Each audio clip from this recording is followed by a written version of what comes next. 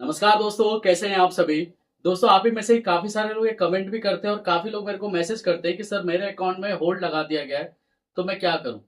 क्या मेरे को करना चाहिए, क्या मेरे को नहीं करना चाहिए, अगर मैं इसको रिमूव नहीं करता हूं तो क्या प्रॉब्लम हो सकती है। तो आज मैं आपको प्रूफ ही दिखा देता हूं तो आपको थोड़ा सा समझ में आएगा।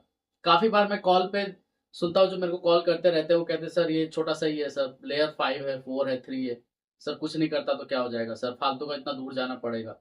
तो मैं उनको ये कहता हूँ कि एटलीस्ट अपने तरफ से एक मेल कर दो, उसके बाद बैठ जाओ कि देखते रहो कि हो क्या रहा है। अभी मैं आपको एक स्क्रीनशॉट दिखा रहा हूँ, कस्टमर ने मेरे को मैसेज दिया और मेरे को एक नोटिस भेजा, बोला कि सर प्लीज हेल्प मी, मेरे को ये फलाना जो है नोटिस रिसीव हुआ है। अब मैं इस नोटिस को आपको ओपन करके दिखा रहा हूँ। अगर आप थोड़ा देखेंगे कि केस नंबर यहाँ पर जो लिखा हुआ है वो 2024 का है, मतलब 97/2024, मतलब 2024 में एफआईआर रजिस्टर हुई थी, डायरेक्टली कस्टमर के अगेंस्ट नहीं थी। यहाँ पर जिसके साथ फ्रॉड हुआ उसने 2024 में एफआईआर रजिस्टर कराई होगी, इन्वेस्टिगेशन चल रही होगी। कस्टमर ने क्या लिखा हुआ है कि सर सिर्फ 1400 रुपए, 1400 रुपीज मेरे अकाउंट में आए थे और मैंने 2024 में, मैंने मतलब 2024 में आए थे, मैंने कुछ भी नहीं किया।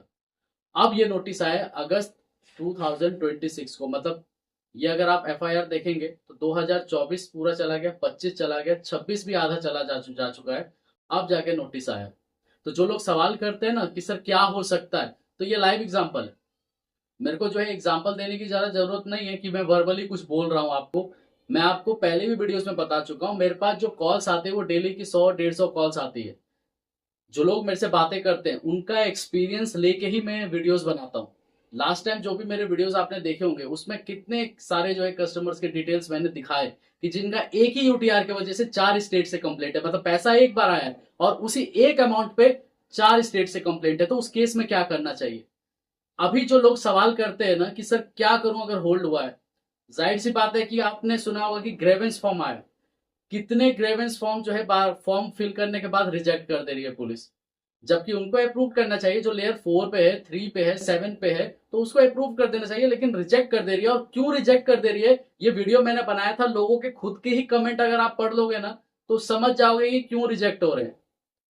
एक तो ये ग्रेवेंस वाला, और काफी लोग ये कहते हैं कि सर एक एसओपी आई है कि जो 30 डेज के अंदर ये खुद ही हट जाएगा, तो ये तो मैं अभी से नहीं सुन रहा हूँ, जनवरी मंथ से सुन रहा हूँ। लेकिन अगर हटना होता तो जिसका मैं अभी आपको स्क्रीनशॉट दिखा रहा था थोड़ी देर पहले, जिनका 2024 में 1400 रुपए का लीन था, तो 2026 तक तो उसको तो कब का हट जाना चाहिए, जो इन्वेस्टिगेशन को कब का खत्म हो जाना चाहिए। तो अब जाके नोटिस आया है। तो इसलिए मैं आपको हर एक वीडियोस में कहता हूं कि कोशिश करो कि एटलीस्ट उस होल्ड को हटाने का। अगर अकाउंट में कोई होल्ड लगा है, कोई लीन लगा हुआ है, तो एटलीस्ट कोशिश करो कि उसको हटा लो। जरूरी नहीं है कि कोई एडवोकेट को थ्रू, अगर आपका कोई फ्रेंड उस स्टेट में रहता है आप जा सकते हो, या आप फोन पे बात करके उसको क्लियर करा सकते हो, तो उसको क्लियर करा लेने में ही भलाई है, ताकि भविष्य में कोई प्रॉब्लम ना हो। साथ ही साथ क्या नहीं करना है, पहली बात तो काफी लोग क्या करते हैं कि अमाउंट कोई भी आया हो, माइनस में अकाउंट चला जाता है तो सोचते हैं कि छोड़ देता हूं। तो एटलीस्ट जो है उतना अमाउंट रखे रहो। क्यों?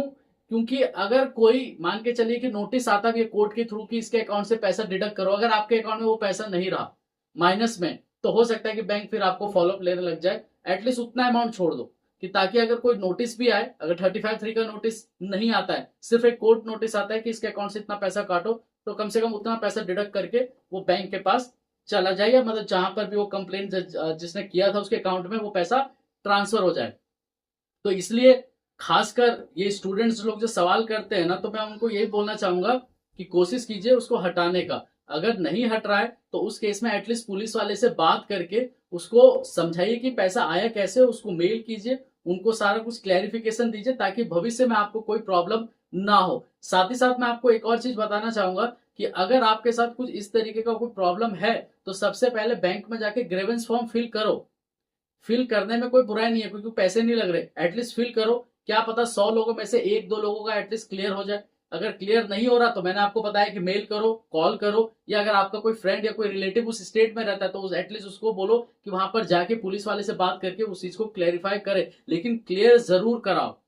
नहीं तो बाद में किसी को लोन लेने में प्रॉब्लम हो रही है, किसी को जॉब लेने में प्रॉब्लम हो रही है कि इसको हटा के लाओ तभी जो है हम इसको जो है क्लियर करेंगे, तभी आपका जो है हम लोग आगे की कार्रवाई पूरी करेंगे। तो जो भी कुछ है उसको आप क्लियर करा के रखो, अपने अकाउंट को क्लियर करके रखो, क्योंकि कभी भी नहीं पता कि कब क्या प्रॉब्लम आपको फ्यूचर में आ जाए, किस जगह पे उसकी जरूरत पड़ जाए एनओसी की, ताकि जो है आपको उस चीज का कोई प्रॉब्लम ना हो, तो इसलिए उसको क्लियर करवा के रखना जरूरी है। और खासकर मैं स्टूडेंट्स को बोलूंगा और हर बार बोलूंगा कि भाई अपने पेरेंट्स से बात करो, जो पेरेंट्स बोलते हैं आप उसी को फॉलो करो, और उसके बाद ही किसी के ऊपर रिलाई करके किसी को कोई भी पैसा दो। इसके अलावा कोई भी डाउट होता है तो आप दिए गए नंबर पे कांटेक्ट कर सकते हैं। साथ ही साथ जो है मैं आपको एक और चीज बताना चाहूंगा कि काफी टाइम से जो वीडियो में जो गैप हो जाता है वो इसलिए हो जाता है कि काफी कस्टमर मिलने आते हैं, वीडियोस ही नहीं बना पाता मैं, तो इसलिए जो है जो भी है टाइम पीरियड लग जाता है। लेकिन जो भी बातें हैं वो आप मेरे को डायरेक्टली फोन नंबर मैंने दिया हुआ है, आप मेरे को कांटेक्ट कर सकते हैं। ठीक है दोस्तों, धन्यवाद।